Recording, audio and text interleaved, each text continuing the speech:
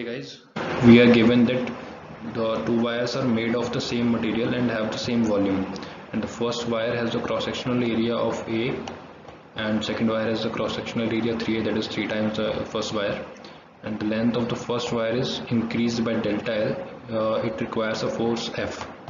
So we need to find out how much force is needed to stretch the second wire by the same amount.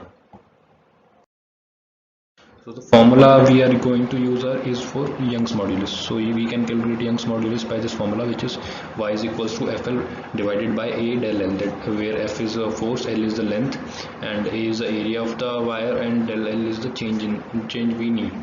So volume is equals to AL, so which gives us L is equals to V by A, volume upon area. So we will put these values in the given formula.